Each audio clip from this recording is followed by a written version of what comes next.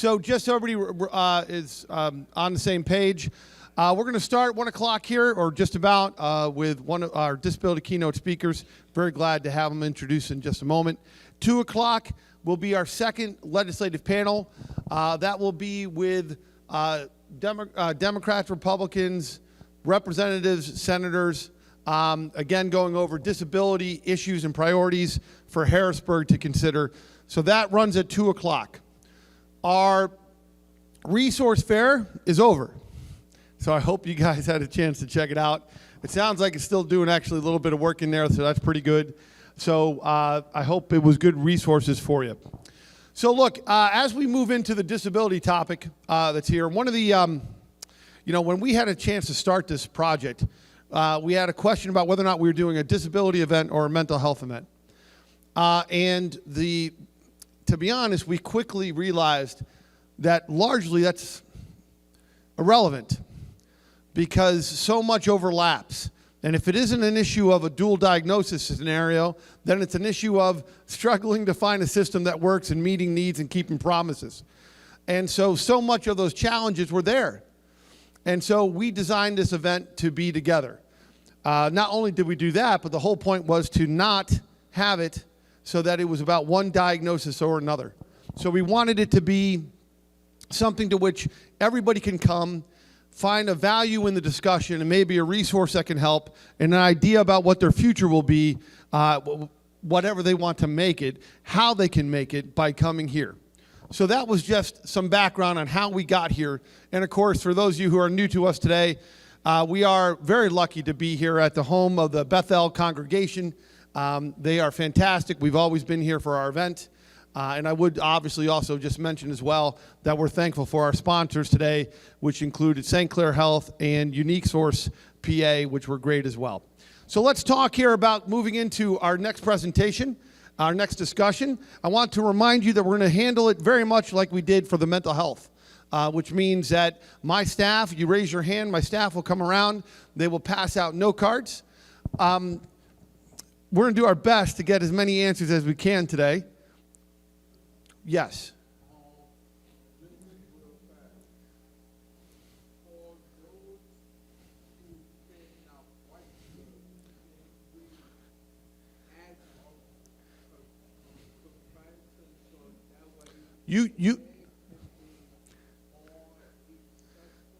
Right.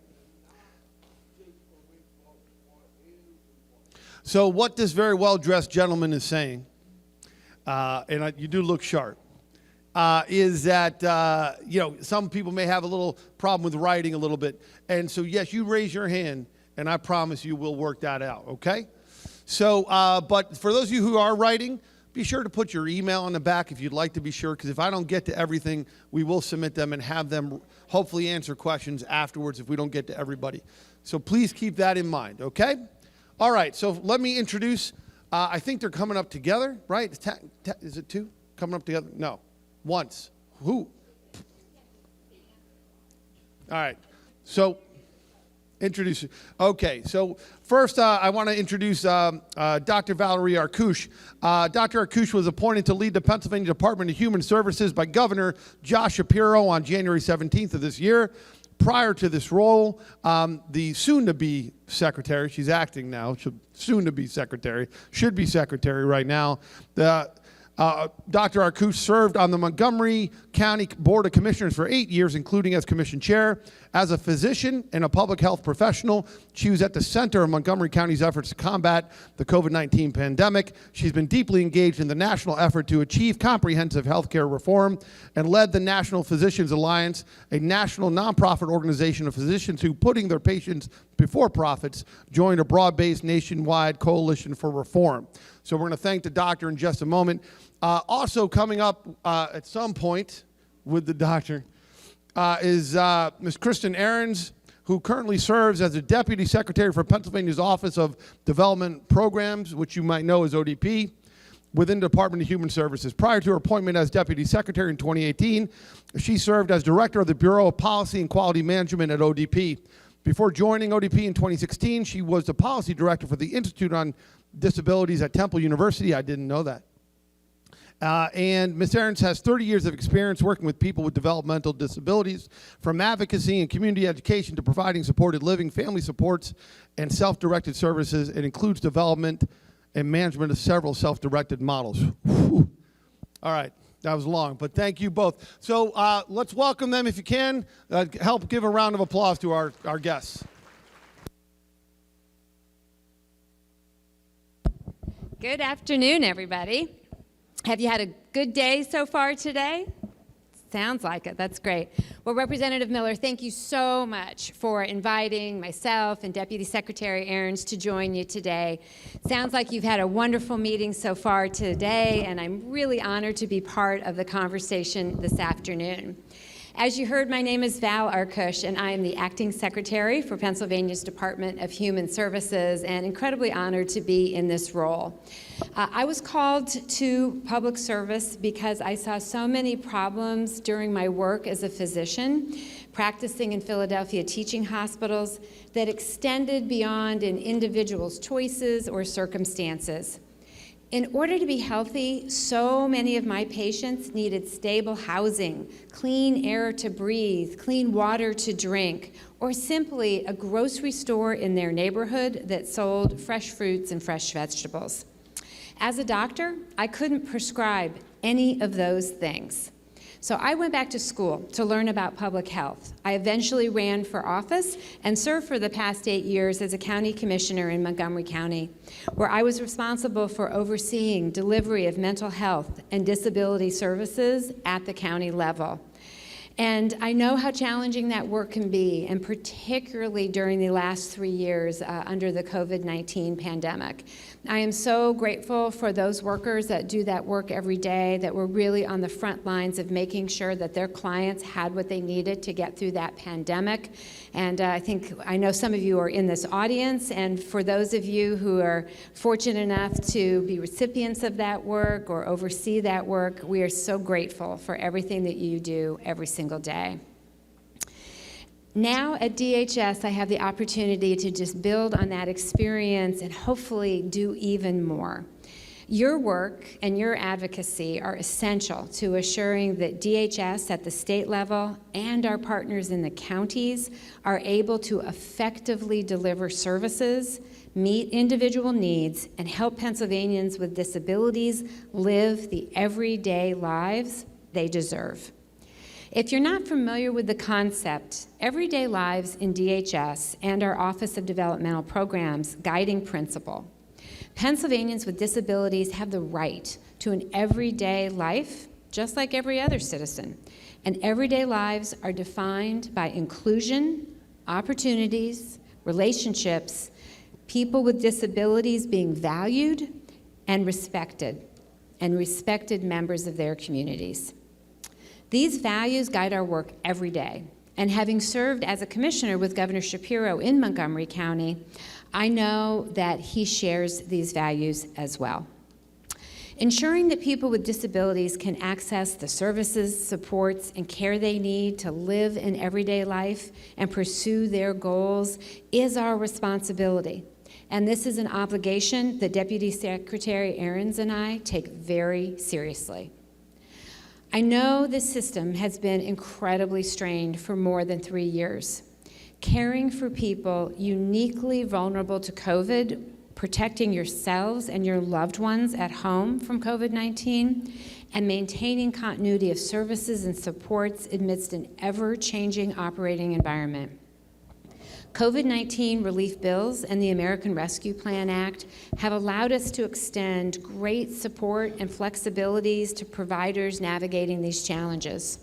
And the Shapiro administration is committed to continuing this enhanced support by sustaining rate increases that were made possible by the American Rescue Plan Act. And that is being done by including these increases in the proposed state budget that starts in July. I know that enduring through these disruptions and changes has been incredibly hard. But I also know for the professionals in the room that you choose this work because you care so deeply about the people you serve and our shared goal of making everyday lives possible. We are committed to continuing support for the disability services sector and the people and professionals at the heart of it, so we can reach a sustainable sense of stability and deliver the quality of care that people deserve and we expect of ourselves. Beyond sustaining the rate increase from 2022, Governor Shapiro's proposed budget includes funding to move 850 people off the waiting list for home and community-based services, and will invest $3.4 million to add day service to life sharing, expanding this model of care and providing more options for families who want to participate in a life sharing model, but also want to be able to work outside the home during the day. The proposed budget will also allow ODP to expand telehealth support and consultation for people with intellectual disabilities and autism, and through this, expand resources available to their caregivers, whether those caregivers are paid or unpaid. The goal of these consultations is to triage concerns and reduce potentially avoidable hospital visits and admissions, an investment in improved quality of life and access to personalized care for this community. And in addition to these proposed investments, we anticipate a savings of about $12 million for fiscal year 23-24 due to the closure of Polk and Whitehaven state centers. We will work with ODP's Information Sharing and Advisory Committee to solicit feedback for opportunities to reinvest these savings into home and community-based services. ODP also continues to offer additional workforce development and capacity building efforts made possible by the American Rescue Plan Act's Enhanced Home and Community-Based Services funding. Supplemental payments are still available for providers seeking to adopt enhanced training and credentialing opportunities within your organization. Funds are also available to support recovery and service expansion for providers of community participation supports, employment services, and supports coordination. Coming out of the public health emergency, and by the way, today is officially the day, so can we just give that a little bit of a round of applause? I think everybody in this room knows that COVID is still out there, but it is now something that we are learning to live with instead of living in a constant state of emergency. So I do believe that that is progress. But as we come out of this public health emergency, we have an opportunity to learn from the last 3 years and begin to move forward what I think we all know are overdue changes to the way we approach service delivery and how we care for people. I know I speak for both of us when I say that we believe that it is possible to continue to innovate and strive for quality as we work to stabilize our systems of care. These efforts don't have to be mutually exclusive. Stability and sustainability can be found through new solutions. We must continue to work toward a system of care and support that puts quality and outcomes first. Embracing use of new technologies and modernizing processes can lead to more opportunities for independence and reduce strain on in-person staffing resources. And the shift we are working toward in how we approach care delivery and systems management, which Kristen will talk about in just a moment, will align payment structure around the values of everyday lives and the quality that we strive to reach. This work will help expand and promote service delivery models that are less reliant on traditional staffing and can ease some of the pressure that currently exists on the workforce. This work will help us realize our shared goals of giving Pennsylvanians with intellectual disabilities and autism the opportunities, respect, and dignity that they deserve. As I mentioned earlier, these goals don't have a finish line. We continuously seek feedback and monitor where we are with these goals and where we can continue to improve. And we so rely on all of you to make sure, to hold us accountable that we get that right. I'm confident that we are moving in the right direction, and I know we can get there together because these are shared goals. We are all here today because we care deeply about this work, and that drive will make this system transformation a reality. So I will turn it over to Kristen now, but we will be back together to take questions when her part of this presentation is done. And again, thank you, Representative Miller. Just so honored to be here with all of you today, and I look forward to taking your questions later. Thank you. Thank you, Secretary Arkush. All right, I'm gonna do this as quickly as I can. I'm warning you now, I'm gonna jump into something called selective contracting, which is a not non-complex concept. So I'm gonna try to do this quickly because this is kind of the hottest thing that we're talking about right now within the intellectual disability and autism system. You can go ahead to the next slide. So first, I'm going to kind of when we talk about a changing landscape, I can do it without the slides for at least a portion of this. There are three kind of main areas if we're looking big picture at what's really changing in our landscape. We have a changing population, we have workforce issues, and we have a growing system, a rapidly growing system. So those would be the three areas that I would say we need to be focusing on and responding to. And when I say we have a changing population, there's a few different ways that this is happening. First of all, we have more people with autism that are coming to us for services. When we look at population statistics, if we look at special ed statistics, the number of students with intellectual disabilities is decreasing. The number of students with autism is increasing. Over a 10-year period, that number of special ed students with autism has increased by over 4%. ID has decreased by more than 1%. We also know from current CDC data, 1 in 36 children is now 4-year-olds is being diagnosed with autism. A quarter of those children are children who would likely be children that would come to us for services. So we know we've got this growing demand for clinical supports related to autism.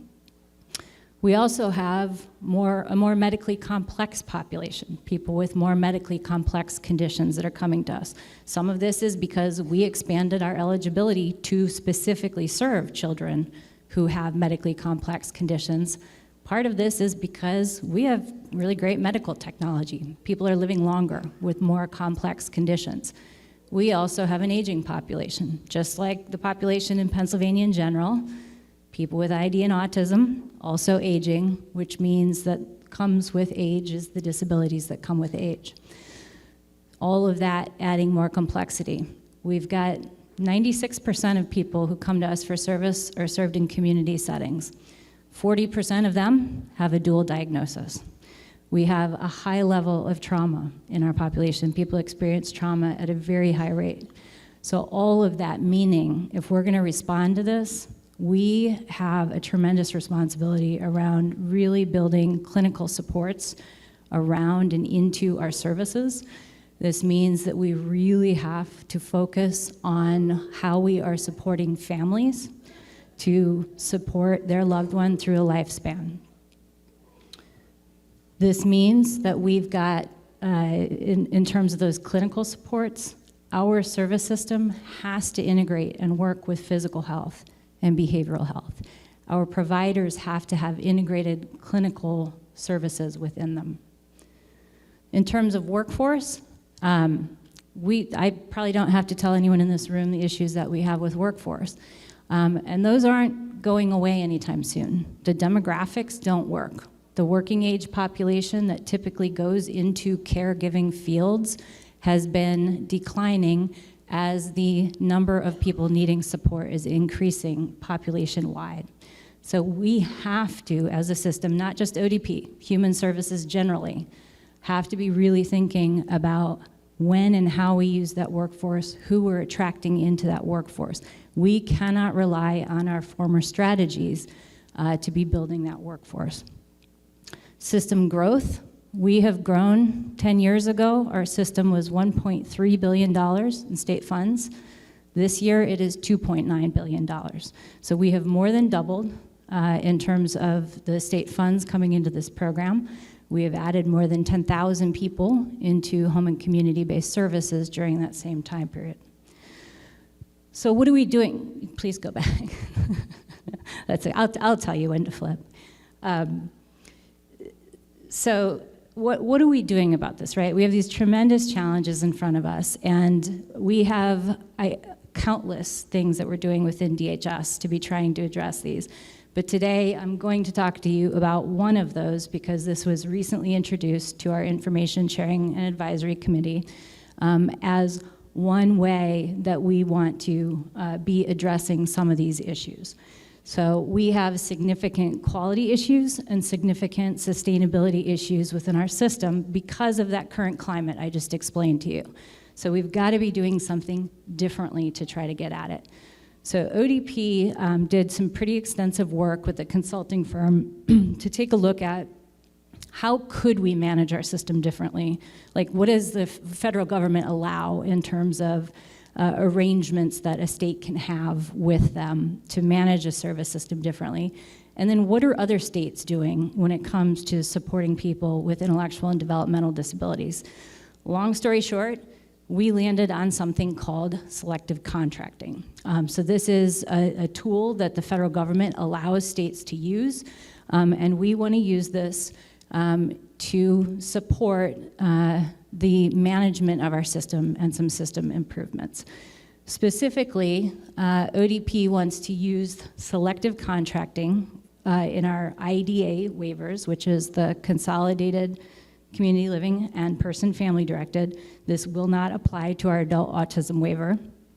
And we want to use it just for two services, for supports coordination and for residential services. And I'll talk in a minute about why we selected those two specifically. All right, go ahead to the next one. Why? What is this thing, selective contracting? Why does ODP want to use this? So the first thing about this is currently our agreement with the federal government, the only arrangement we can have right now is every willing and qualified provider. An individual has a choice of any willing and qualified provider. So we have to continually do enrollment of providers. They're all available to any individual who they're willing to serve as long as they're qualified. We're also limited in how we pay providers. We are limited to fee for service, which means we'll pay you for exactly whatever unit of service you just provided. If you provided 15 minutes of a service, we're going to pay you for that 15 minutes, regardless of the outcome of that service, regardless of the quality of that service. As long as you meet the basic requirements, you get your payment for 15 minutes. So what selective contracting allows us to do is we can take our current service package, same people that we're supporting, all those same services, and we can manage those a little differently by using this selective contracting.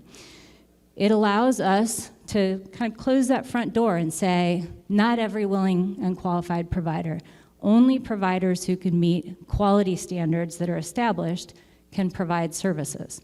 Is anybody familiar with Keystone Stars? I see some nodding. So Keystone Stars is a system we use here in Pennsylvania to rank providers in childcare. And this is similar to that, where we would have tiers of providers that would be ranked based on how well they perform in different quality standards. And that would be public information. So individuals and families would actually have some visibility, some way to tell what kind of quality, how well that provider had historically performed in all of those different quality measures. So it'd be a little more informed choice of those providers as well. The other thing this does, we can build into this some solutions to the issues that I just mentioned. So in terms of workforce issues, I said, like, this isn't a problem that's going away. We've got to have multiple solutions, right?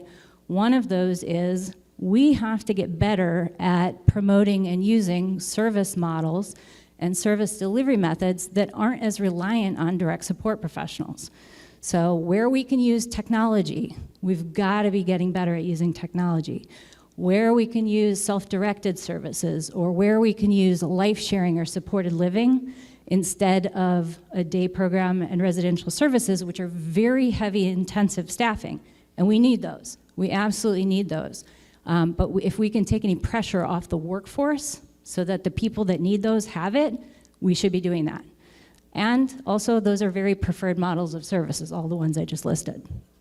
So we've got to be working on that end in terms of workforce. And system sustainability generally. The other thing, the one thing that we know by research really supports staff retention is credentialing. The more competent somebody is at the job they're doing, the more likely they are to stick around, right? Who wants to work at a job they don't feel like they can ever be successful at? So one of the other things that we can do in those quality standards is build in some expectations around credentialing. The other thing that's of great interest to us is, I said, right now we are locked in by our federal agreement to fee for service and just paying for exactly a unit of service that was provided. We've got to start paying for the outcomes that we want to see.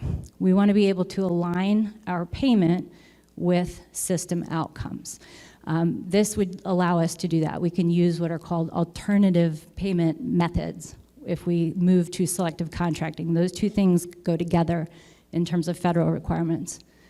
The other thing that's really attractive about this for us is that the way the federal agreement can be designed, it can allow for very good continuity of care planning. And what I mean by that is we want to take the providers that are in the system now, bring them all in, and make sure that people's lives aren't disrupted by this change. And we have the ability to really build in continuity of care with us. Supports coordination, we want to make sure that people coming in have that same supports coordinator to come in with. Residential, this is a huge issue because a residential provider isn't just their provider, it's also their home, right? This is where somebody lives.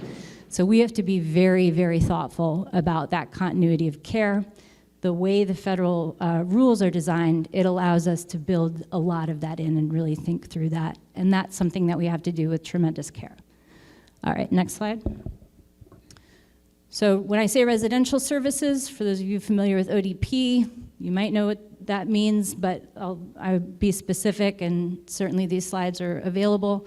We do mean residential services, residential habilitation, life sharing, and supported living would all be included in the residential selective contracting. You can go ahead to the next one. For supports coordination, I do have to be a little specific here because this would be, it's supports coordination as we think of it now. The job is to locate, monitor, and coordinate services.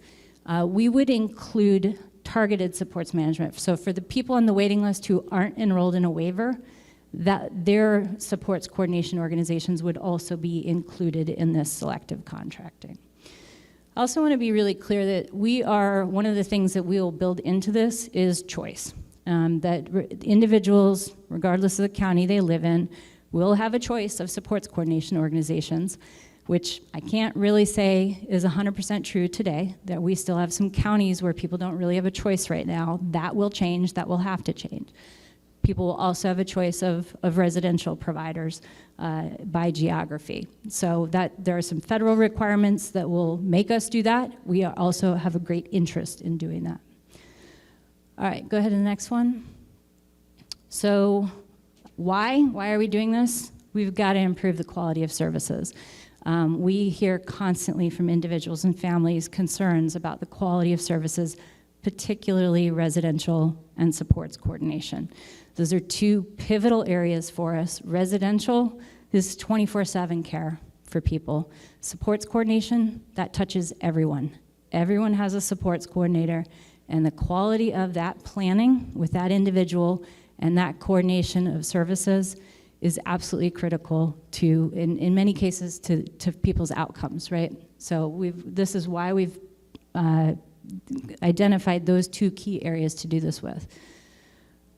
We think we can get to quality by identifying this preferred pool of providers. So we'll have tiers of providers.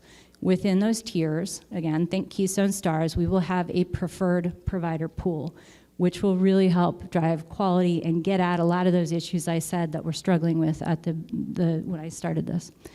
The other piece is using some pay for performance to really incentivize the kind of outcomes that we're looking for and start aligning our system with those outcomes. Go ahead to the next one.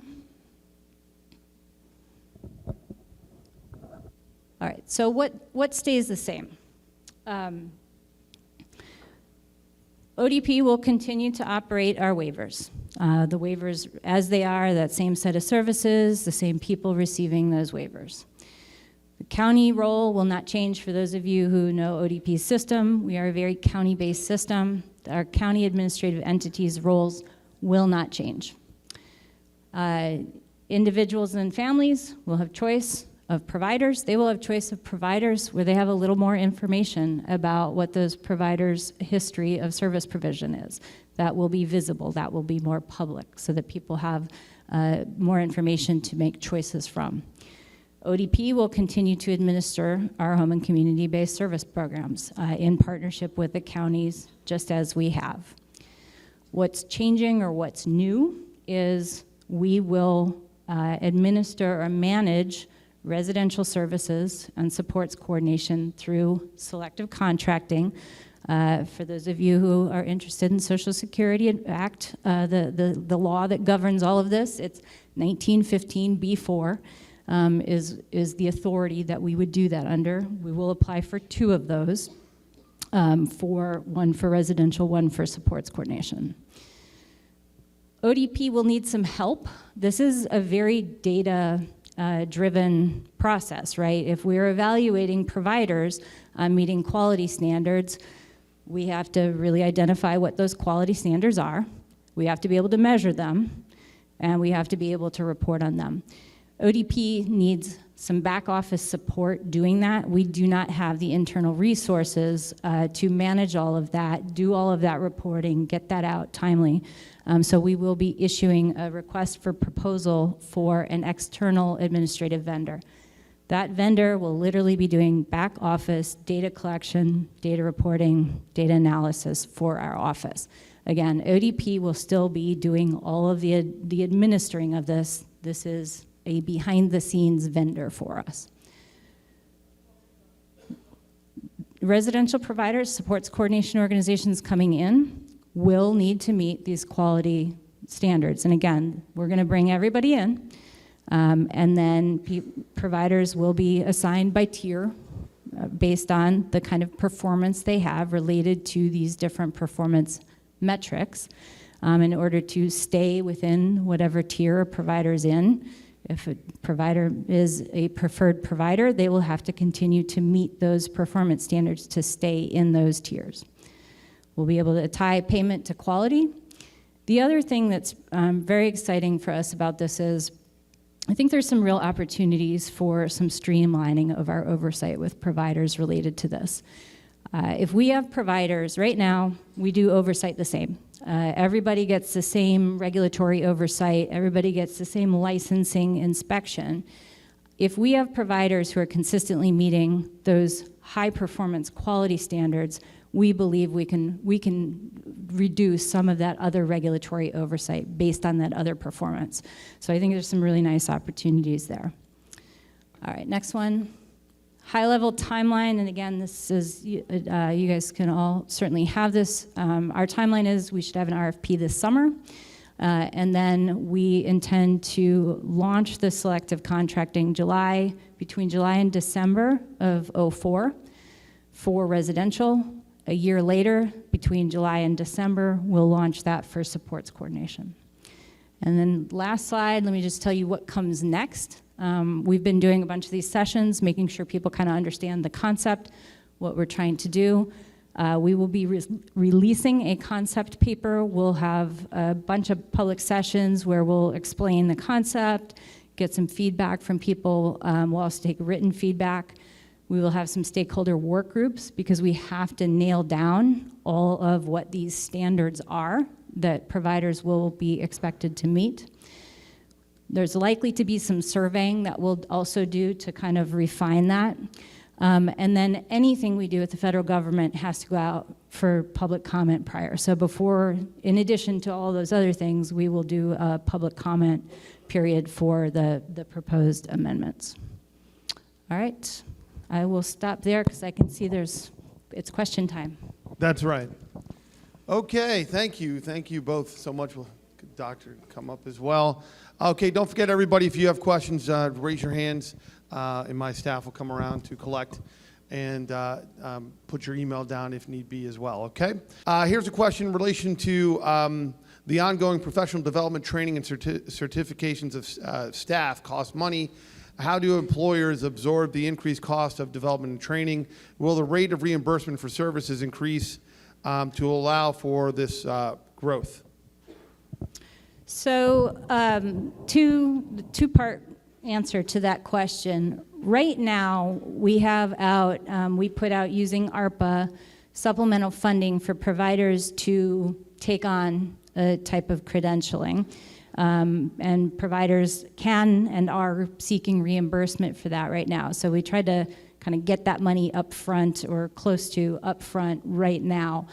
Part of this is very much by design. Our Isaac years ago said we want to be moving toward credentialing. I think generally we can probably all agree that one of our goals as a system should be to professionalize our workforce. Direct support professional, let's get that credentialed, let's get it recognized, let's get the federal government to recognize it in a standard occupational classification so that we're all talking about the same thing. Let's have some portability, right? Like a CNA, let's have an equivalent of that. So ODP did not want to dictate what certificate that should be and what that should look like, and we wanted the field to get some experience, and then for us as a stakeholder group to make some decisions related to that. So I'm really hopeful, because a lot of providers have done that what we're going to get back is some really good recommendation about which credentials we think will move the needle in terms of quality, what that experience providers have had in terms of that helping with retention, what that has ultimately cost, because most providers did line something up that either was a bump in pay or a one-time or both increase for DSPs as they were getting their credentials. So I can't answer I think we're going to get that experience back. And yes, I believe if we move to credentialing, we need to pay for that. And that should be built into a rate structure that we've got DSP credentialing 1, 2, 3, and rate assumptions on wages that are attached to that. So credentialing won't be done without the state paying for it? If we require credentialing, it will have to be taken into account in rate setting, yes. Okay. Selective contracting, does this create obstacles or barriers for new provider agencies to begin services? It might. So right now, we have 400 residential providers in the Commonwealth. We have 64, 68, depending how you count corporations, supports coordination organizations. So I think today, without much tweaking, we could probably demonstrate to the federal government that we have enough providers to meet their adequacy standards. So I think today, launching this, we would probably close that front door. But it's an obligation of the state to be looking, and if we have needs that aren't being met, whether it's a geographic area or sort of a specialty, the obligation will be on us to open that door and take new provider applications at that point. On selective contracting, how many tiers will there be, and will providers be moving up or down on tiers? I hope providers will be moving up no matter how many tiers there are. I think for residential, we're talking about multiple tiers. Again, I said that we've got to bring everybody in, and part of this is we want to design this and implement it in a way that we're supporting providers to increase the quality of the services they're providing. So ideally, we're seeing providers who are moving up. They're increasing the quality of their services and moving up the tiers. Which tiers will be eligible for 1914B4 funding? The question doesn't make any sense. That doesn't I'll try to interpret what I think it's being. So 1915 B4 is 1915 C waivers is a state waiving that we're going to provide services in institutional settings for the same population. We're waiving other federal rules. 1915 B4 is the same thing. We're waiving the federal rule that allows an individual to have a choice of every willing and qualified provider. So we're saying we're just waiving a rule. It's not another waiver that's more money or anything like that. That is all dependent on how we structure things within. So the funding, when I talk about pay for performance, I will say I do think that's additive, right? So we are paying for performance standards that are sort of above and beyond what is the basic requirement to participate in the program. But it's not another funding stream, if that helps. I hope that was a good guess at what the question was asking. I didn't know that one. Recently, the CDC released data that showed there's an increase in autism in Black and brown communities. What do you attribute that to, and what is the state doing to improve access in those communities? She's the doctor, so I'm going to let her answer what she thinks it's attributable to. You know, I don't know if we know with certainty what it's attributable to, but I think that we have seen time and time again that when we actually measure something, we find disparities across communities. And when we measure it more carefully, we find bigger differences. So my guess is that we're doing a much better job of actually measuring and making sure that all children have access to appropriate and thorough and evidence-based evaluations. That right there is likely to create some new data, some new information that may show some of these disparities.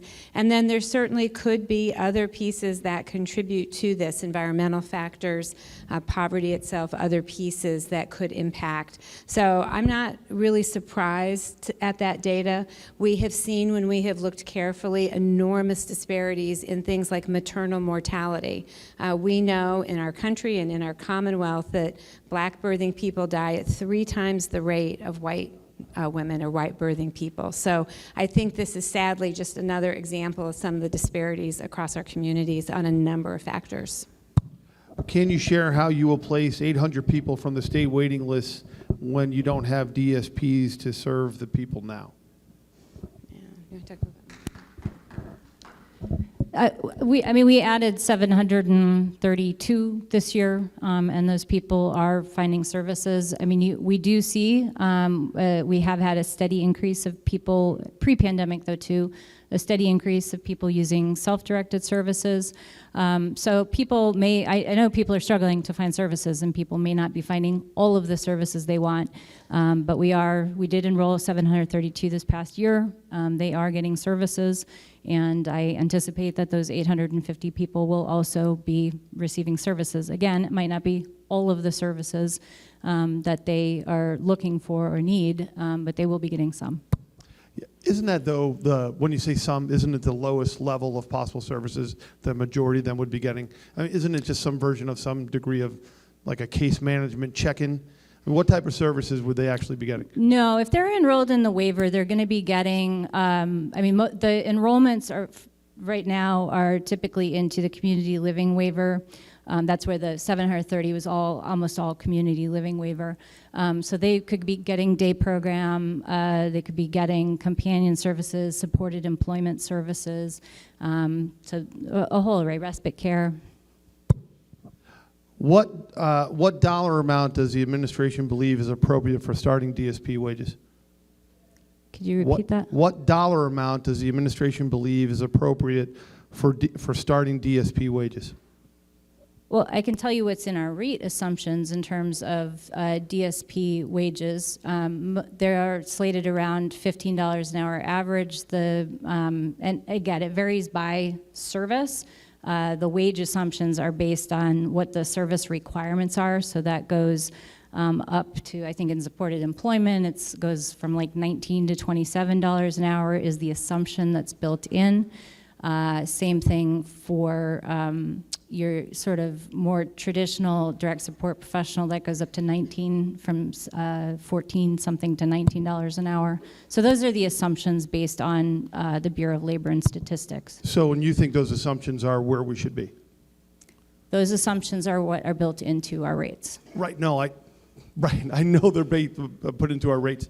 Is that what the administration believes they should be?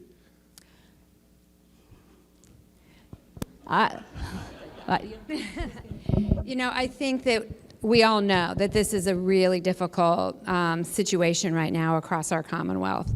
I will say, big picture, that the governor has called for a $15 minimum wage in our Commonwealth, and that is a decision that the General Assembly will ultimately have to make. Right now, our minimum wage is $7.25. That's what it is in Pennsylvania. So we are moving in the right direction. We have done everything we could in our rate setting to look at costs and other factors that go into these actuarially determined rates. And Kristen has shared what those starting rates are, and that's where we are today. We are always taking your input. We are hearing you. We know that you want those rates to be higher, but this is a budget process, and that's where we are today.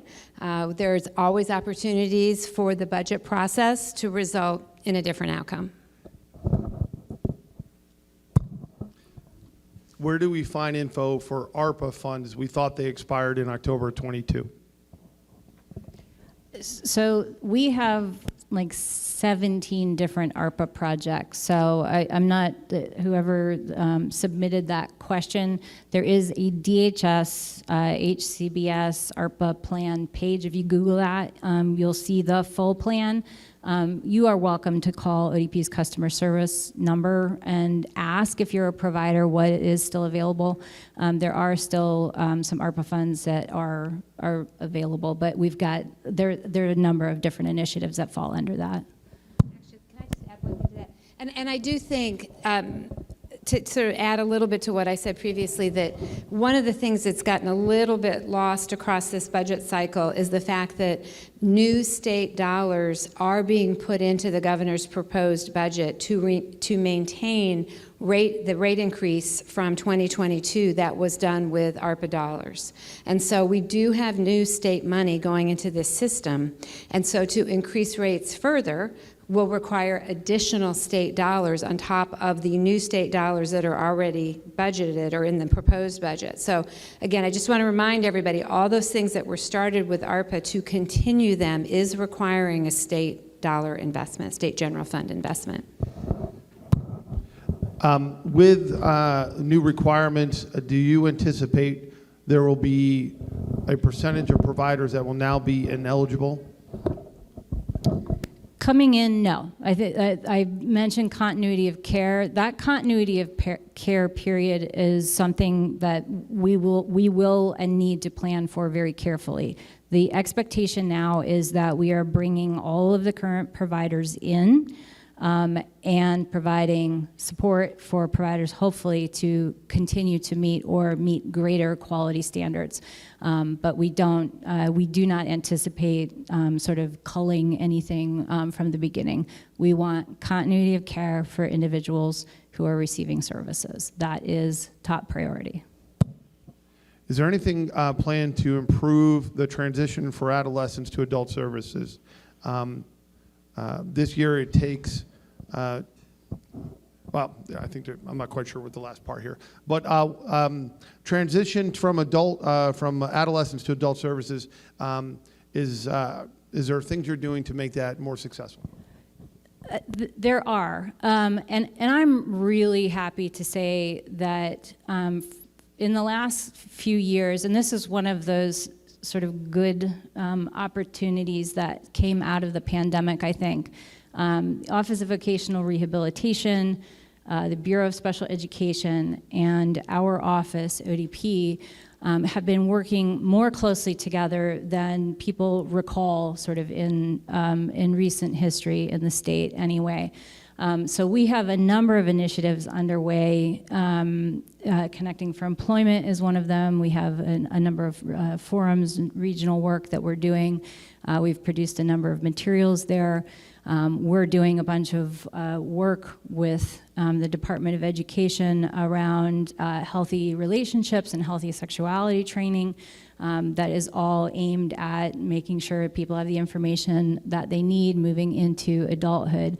We've got a memorandum of understanding with OVR that's many years in the making now that I believe is helping. We're certainly seeing better employment numbers. So we've got a lot underway.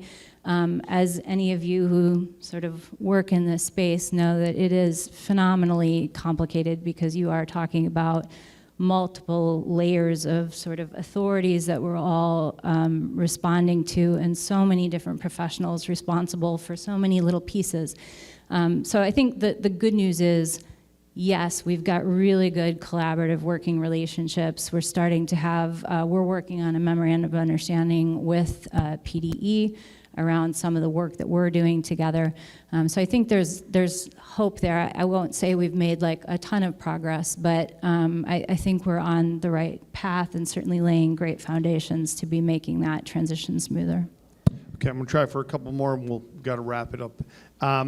The National Association of DSPs has an e-badge training program that requires 100 hours of training. ODP training is not recognized by the National Association of DSPs. Why is this, and can it be fixed? It's in process. They have to review, because they are the ones who are doing the accrediting. They are reviewing. We sent them a vast number of training courses for them to approve for their e-badge. They're still working through anybody who's been on my ODP knows we've got a few courses out there. So they're still working through that list, but and I don't have a date for you, but they are actively working on doing that. That's going to be critical for us. And we did get lists from some of the associations about which trainings they wanted included, and that we sent all of that in to them to take a look at for accreditation. Our nursing homes are among the worst in the nation. What are you doing to improve the nursing homes? So nursing homes are licensed and accredited by the Pennsylvania Department of Health. But that is not to say that our Office of Long-Term Living, which Kristen is not part of, doesn't play some role in trying to help make sure that quality is higher at our nursing facilities. But that is not something that is not directly under DHS's purview, and so I don't really have a lot of details on exactly the type of work that they are doing. But I do think that it does raise the important question of doing everything that we can to make sure that individuals who want to be living in the community have that as an option, because we all know that historically there really wasn't much of an option other than to go into a nursing facility. And so part of our focus at DHS was to ensure that everybody who wants to be in the community has the ability to be in the community. And finally, thank you. I'm going to try and boil this one down here. The providers in the administration are some $300 million apart in relation to IDA support funding. Can you explain the difference from your perspective? Well, the governor has put the figures that he's put into his proposed budget, and that is the decision that ultimately the governor's budget office makes with input from all kinds of different constituencies, advocates, provider organizations. And so at the end of the day, that's where it landed. And again, it is still a proposed budget, and the General Assembly, the State House, State Senate will be moving into budget negotiations soon. We all just finished our rounds of budget hearings with the General Assembly, and again, you continue to have the option of both reaching out to the governor's office as well as to your state representatives and state senators to share your thoughts on what that number should be. Thank you so much, Secretary Arkoosh and Deputy Secretary Ahrens. Very much appreciate your time. Thank you. Thank you, right? All right, thanks again. All right, always good to see you. Thank you.